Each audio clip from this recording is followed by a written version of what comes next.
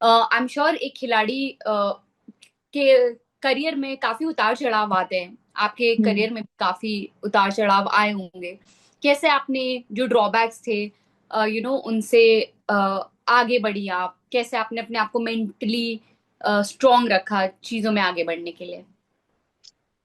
जब मैं 2025 world championship हुई थी ना, तो उसमें मैं बहुत गंदा खेली थी।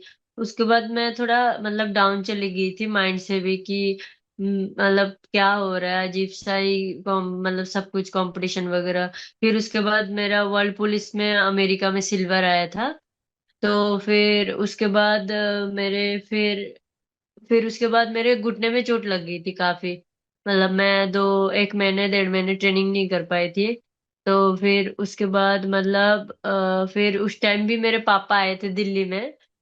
वो जो हमारे गांव में जड़ी बूटी जैसे दवाई दुवाई होते हैं सब लेके आए थे, तो खिलाया था लगाया था, उससे थोड़ा ठीक थी मैं। फिर उसके बाद एक ट्रायल हुआ था जिसमें मैं हार गई थी। तो उसमें भी मेरे को डॉक्टर ने ये बोला था कि तुम 1 महीने तक मतलब हाँ 6 वीक तक तुम मतलब जूडो नहीं कर सकते हो, मैट में नहीं उतर सकते हो। बट मेरे कोच ने मुझे बोला तुझे क्या लगता है? मैंने बोला सर मैं कर सकती हूँ। तो बोलते पक्का श्योर? मैं कहा हाँ सर मैं कर सकती हूँ। तो मेरे ना थोड़ा करते करते पैर थोड़ा वो लचक जाता था, पर मैं करती रहती थी। तो फिर ऐसे कर करके फिर मेरे को थोड़ा थोड़ा बिलीव आ रहा था कि मैं कर सकती हूँ कर सकती हूँ। फिर उसके बाद मेरे कोच ने भी बोला कि बहुत इम्प्रूवमेंट है, तू कर सकती है। फिर एक ट्रायल हुआ था, उसमें मैं सेमीफाइनल हार गई थी। तो उसके बाद फिर मैं हारने के बाद बहुत ज्यादा मतलब उसमें चली गई थी कि अब आगे पता नहीं क्या होगा क्या नहीं, मुझे करना है ऐसे करके।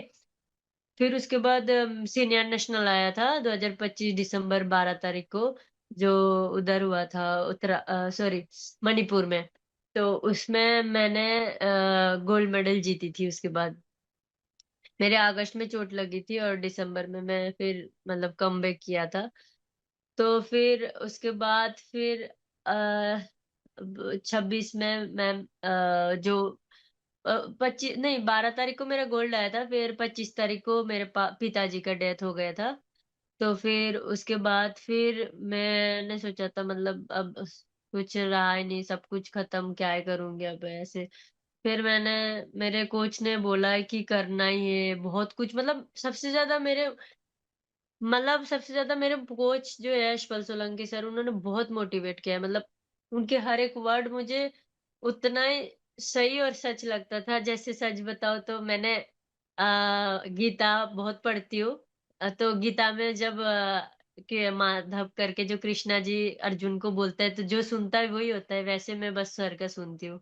तो मुझे लगता है कि अगर आपने गुरु का सुनना है तो सच में वो उसी रास्ते पे जाते जैसे गुरु बोलते। तो फिर मैं उनका सुनी हूँ। तो फिर उसके बाद उन्होंने बोला नहीं करना है, अभी ट्रायल है ऐसे वैसे। उसमें मैम मेरा कॉमनवेल्थ गेम्स के जो ये है उसमें मेरा नाम मेरा वेट काट था। मेरा वेट नहीं जाएंगे लिखा आया था, फेडरेशन जो मेल आया था।